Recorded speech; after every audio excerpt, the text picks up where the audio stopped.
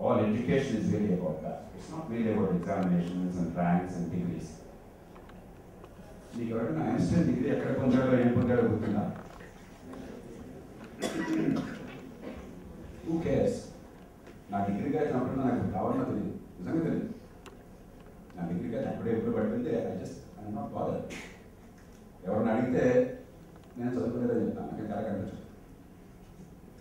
All this is inconsequential after the point. These are only a small little means. They don't mean at all anything more. దీన్ని మనం ఎందుకు ఉపయోగించాం? ఏ మేరకు మనం జీవితంలో నిత్య విద్యార్థులుగా నేర్చుకుంటున్నాం? అది సమాజానికి, మన జీవితాలకి 10 మందికి పనికొచ్చేటట్టు చేస్తున్నాం. అది ఇక మూడోది ఏమంటే మా బతుకు మేము బతుకమే కష్టమా, ఇంకా సమాజం అంటున్నారు, గోంగూర అంటున్నారు, ఇవన్నీ సాధ్యం. నేను ఎప్పుడు చెప్తున్నాను, సమాజాన్ని గురించి పట్టించుకోవాల్సింది మన ఎవరి పట్ల దయతోనో దాక్షిణ్యంతోనో కాదు, మనం చాలా గొప్పవాళ్ళము ఋషులం కాబట్టి కాదు.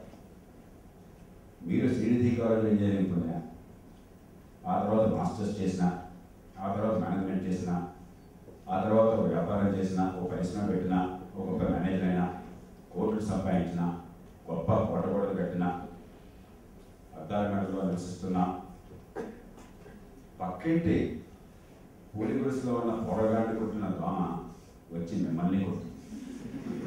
మీ ఇంట్లోకి ప్రవేశిస్తుంది, మిమ్మల్ని, మీ పిల్లల్ని, మీ బంధువుల్ని కొడుతుంది. ఎందుకంటే దోమలు గొప్ప సోషలిస్ట్.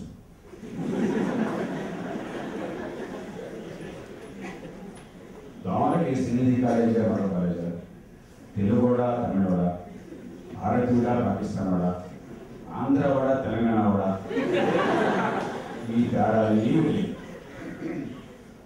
దోమలకు తెలిసింది మనిషి దొరికితే కూడా రక్తం పీల్చడం, రక్తం పీల్చే కారణం లాలాజలాన్ని వదలడం, దాంతో భాగంగా ప్లాస్మోడియం దాంట్లో మనం చెప్పాలి. లేకపోతే డెంగ్యూ వైరస్ కావచ్చు, మరో సందర్భంలో చికెన్ గున్యా కావచ్చు, మరో సందర్భంలో బ్యాంక్ ఈ బోధకాలు వచ్చేటువంటి కావచ్చు, మరొకటి కావచ్చు. దాని పని తను చేస్తుందంటే ఆ దోమల్ని మనం అరికట్టాలి, మనకి జబ్బు రాకుండా ఉండాలంటే దోమలు పట్టించుకోవాలి. దేశం మీద నమ్మకాలతో ఇలా మన మీద మనకి మమకారం, మన పిల్లల మీద మమకారం. కాబట్టి సమాజం వేరు నేను వేరు అనుకున్న వాళ్ళకంటే సంకుచిత స్వభావం అన్నవాళ్ళు మూర్ఖులు మరొకటి ఏమనుకో.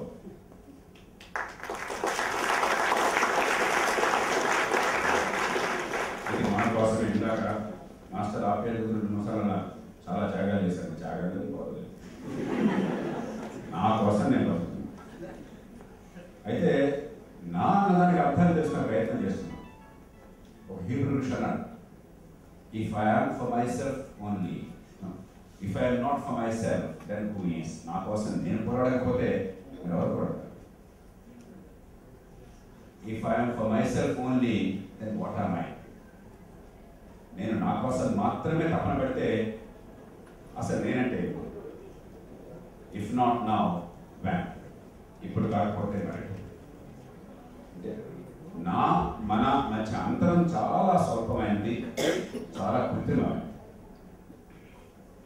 మనందరం నా మళ్ళీ మనం అనుకుంటాం. ఒకసారి మీరు కొంచెం ఆలోచిస్తే, మీలో కొంచెం బయాలజీ కొంచెం పరిజ్ఞానం ఉంటే, ఎవల్యూషన్ చూస్తే మీ లోపల ఉన్నటువంటి జీన్స్, డిఎన్ఏ మాలిక్యూల్స్ కానీ జీన్స్ కానీ మీ గురించి పట్టించుకోండి. అనుకుంటున్నారు మీ అని మీరేం లేదు.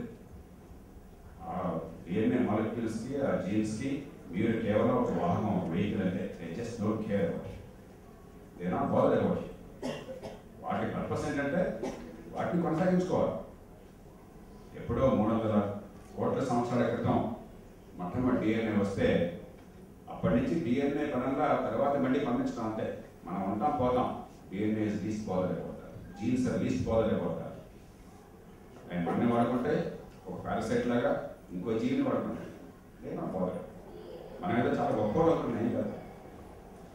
We are really accidental vectors. We simply carry it. అంతకు నుంచి ప్రత్యేకంగా లేదు. అంటే నా మన అన్న దాని గురించి లోతుగా ఆలోచిస్తే మనకు అర్థాలు చాలా గోచరిస్తాయి. చాలా సులభం అనుకున్నవి చాలా సంక్లిష్టంగా అనిపిస్తాయి.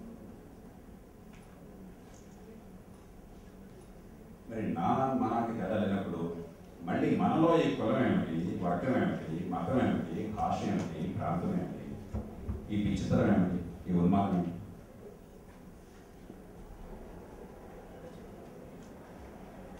ఒక్కసారి మనం మానవ జాతి మూలాలను చూసినట్టయితే మనలో చాలా మందికి ఆశ్చర్యమైన విషయాలు వచ్చేస్తాయి. మొట్టమొదట అమెరికా ఖండంలో మనిషి ఎక్కడ చేశారు? ఎవరైనా చెప్తారా? మొట్టమొదటి మనిషి కొలంబస్ వెళ్ళింది 1492లో. అక్కడ మనిషి ఉన్నారా? మరి అమెరికా మనిషి ఉన్నారు కదా. ఎలా వెళ్ళాడు మొట్టమొదటి మనిషి?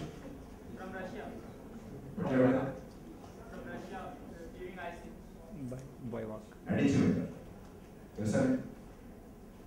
ఆదిమ మానవుడు 12,000 సంవత్సరాల క్రితం నడిచి వెళ్ళారు. సైకిల్ నుంచి Alaska ice age, extremely hostile climate కానీ వాళ్ళు ఎక్కడ వాళ్ళలోనే కొంతమంది ఇండియా వచ్చారు. 35 వాళ్ళే ఆస్ట్రేలియా అయిపోయారు, సౌత్ ఈస్ట్ ఏషియా వెళ్ళారు. ఇంకా వీళ్ళలో రేస్ ఏమిటి, నలుపు తెలుపు ఏమిటి, వీళ్ళలో ఈక్వైడ్ ఏమిటి, కాకేషన్ ఏమిటి, మంగళాయిడ్ ఏమిటి, మళ్ళీ దానిలో హిందూ ఏమిటి, ముసల్మాన్ ఏమిటి, మళ్ళీ దానిలో రెడ్ ఏమిటి, కమ్మ ఏమిటి, కాఫ్ ఏమిటి. పెద్ద మొక్కలు మనం పెద్ద తెలివితే అట్లా అక్కడ లేదు. A bit of common sense tells us how stupid some of these things is. ఈ డివిజన్స్ ఉన్నాయి. ఒక ప్రపంచం మొత్తంలో డివిజన్స్ తర్వాత భారత్ పాకిస్తాన్గా మనం వాళ్ళు వేరే కూడా చాలా మూర్ఖత మధ్యలో గేట్ తీసుకున్నాం కాబట్టి దేశం లోపల కూడా అంతకంటే మూర్ఖత్వం మరొక. భారత సమాజం అసాధారణం. 5,000 సంవత్సరాల అవిచ్ఛిన్నమైనటువంటి చరిత్రకి సంస్కృతి వారసత్వం అన్నమాట. ప్రపంచ చరిత్రలో మరే దేశంలో కూడా ఇన్ని రకాలైన సాంప్రదాయాలు, ఇన్ని భావాలు, ఇన్ని మతాలు, ఇన్ని జీవన శైలులకి సమానమైనటువంటి స్థానంలో 2,600 సంవత్సరాల క్రితం యూదులు భారతదేశంలో మొట్టమొదటి ప్రవేశించారు. అప్పటి నుంచి ఇప్పటిదాకా శాంతియుతంగా సహజీవనం చేస్తున్నారు. 2,000 ఏళ్ల క్రితం జీసస్ క్రైస్ట్ని శిలువలో ఎక్కించగానే ఆ తర్వాత 20 ఏళ్ల లోపలే భారతదేశంలోకి మొట్టమొదటి క్రైస్తవులు ప్రవేశించారు, సెయింట్ థామస్. ఇప్పటికీ కూడా సిరియన్ క్రిస్టియన్స్గా ఆ సాంప్రదాయం అవిచ్ఛిన్నంగా కొనసాగుతారు. ప్రాఫెట్ మహమ్మద్ ఆయన పోయాక 60-70 ఏళ్ల లోపల సింధులోకి కాశీ ప్రవేశించాడు. మొట్టమొదటి ఇస్లాం వచ్చింది భారతదేశంలో. అప్పటి నుంచి ఇప్పటిదాకా ఆలోచనగా కొనసాగుతున్నారు.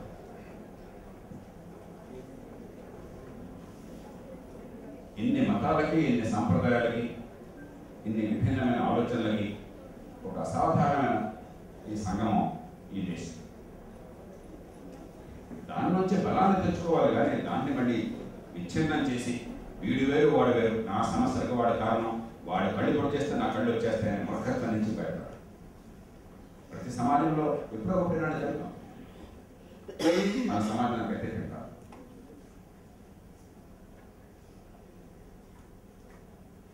ఇవన్నీ బాగా ఉన్నాయి.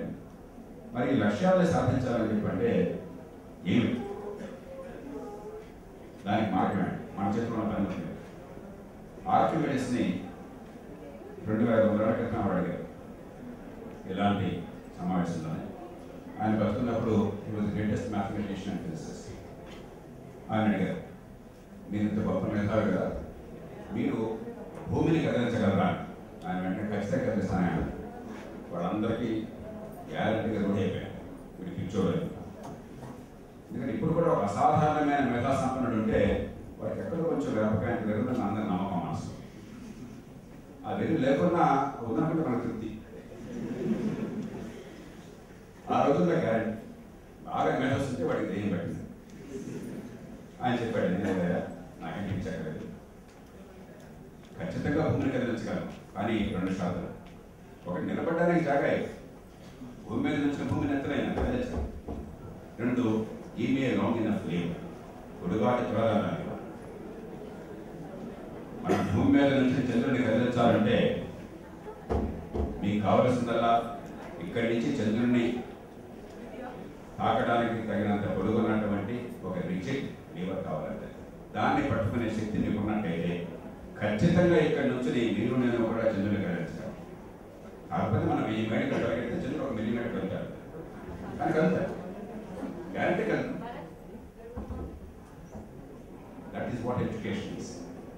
ఒక పెద్ద బండరాయి అంటే ఆ రాయిని కదిలించాలంటే మంచి ఆవేశం ఉన్నవాడు, ఆలోచన లేనివాడు ప్రమాదం తలకాయ ఉంటారు, తల పగులుతుంది రాయి కాదు. అంత ఆవేశం లేనివాడు కానీ అంతగా ఆలోచన కూడా లేనివాడు అయితే పోయి ఒట్టి చేతులు అదే పరిగెత్తి ప్రయత్నం చేస్తాడు. ఎంత ప్రయత్నం చేసినా కూడా కండరాలు ఏర్పడతాయి, చెమట పడుతుంది, శ్వాస వస్తుంది, రాయి మాత్రం కదా. అదే శ్రీనిధి కాలేజ్ చదువుతున్నటువంటి అమ్మాయిని నువ్వు ఎత్తుకోమని చెప్పంటే కదిలించమ్మా అంటే బయటికి వెళ్ళి పొడుగాడి గడ్డపార తీసుకొస్తుంది, చిన్న గురకరాయి తీసుకుంటుంది, ఆ గడ్డపారని రాయి కింద పెడుతుంది, గురకరాయిని ఆధారంగా పెడుతుంది. అవతలి చివర కనుక పరిమితమైన కండర శక్తితో వచ్చినట్టు ఎంత పెద్దదైనా ఖచ్చితంగా కనిపి.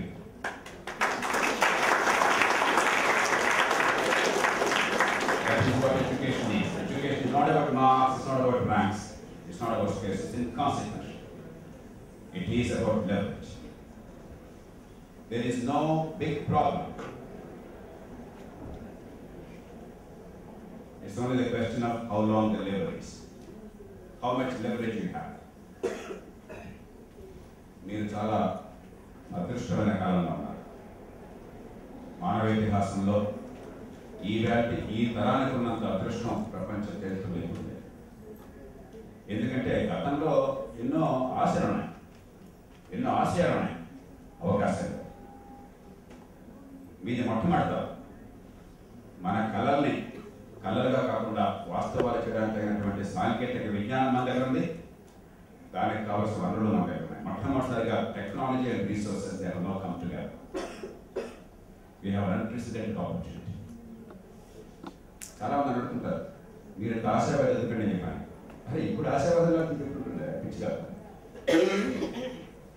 This not a problem we cannot solve.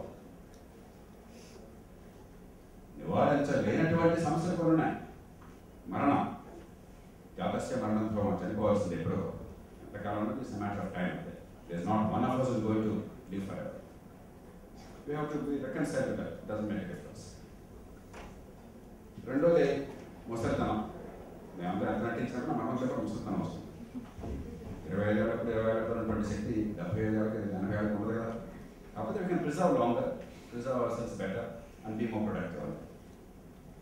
మూడోది కొన్ని నివారించాలని వ్యాధులు, ఆ డబ్బులు రాకూడదు కానీ వస్తే ప్రస్తుతానికి ఏం చేయాలి, కొద్ది సందర్భాల్లో అయిపోతుంది. అవి మినహాయిస్తే there is not a problem today which we cannot address. We are so privileged, we are so lucky. ఒక అక్బర్ చక్రవర్తితో, ఒక గౌతమ బుద్ధుడో, ఒక అశోకుడో జీవితంలో గొప్ప మహోన్నతులైన చక్రవర్తులుగా లేకపోతే గొప్ప జ్ఞాన సంపన్నులుగా వాళ్ళు అనుభవించిన జీవితం మనకు అందుబాటులో ఉంది. What more is the reason that you need to be happy, to be cheerful, to be ecstatic, to enjoy the fruits of all this, to be optimistic. You have a phenomenal opportunity. మన దేశంలో మనవాడి మొత్తం సమస్య మన కూడా ఇంతకైతే చచ్చగలవాలి కాబట్టి మన దేశంలో సమస్యను చూసినట్టయితే ఏ సమస్య కూడా పరిష్కారానికి నోచుకోనిదే. మీరు చాలా బలంగా దీన్ని అర్థం చేసుకోవాలి. మీ శక్తి, మీ శ్రమ అంతా కూడా దీన్ని మార్చడం, పేదరికాన్ని తొలగించడం కావచ్చు, అంతరాలను తొలగించడం కావచ్చు, అవినీతిని అర్థం చేయడం కావచ్చు, నిరచరితని నిర్మూలించడం కావచ్చు, ఈ నగరీకరణకి ప్రభావితం చేయడం కావచ్చు, వ్యవసాయాన్ని సంస్కరించడం కావచ్చు, గ్రామాలను సుసంపన్నం చేయడం కావచ్చు. దీనిలో ఏ సమస్యకైనా సరే నిర్దిష్టమైన హేతుబద్ధమైన ఫలితాన్ని ఇచ్చే పరిష్కారం, దాన్ని సాధించే చాతుర్యం మనకు ఉండాలి. ఎందుకంటే వనరులు ఉన్నాయి, టెక్నాలజీ, ఆ సంకల్పం ఉండాలి. సంఘటితంగా దానికి పనిచేయడం కోసం తగినటువంటి సంస్థాగత ఏర్పాట్లు చేసుకునే చాతుర్యం మనకు ఉండాలి. టెక్నాలజీ వెళ్తున్నా, వనరులు వెళ్తున్నా, సంఘటితంగా సంస్థాగతంగా పనిచేయడం అంతే అవసరం. ఉదాహరణకి ఒక చిన్న కండిషన్,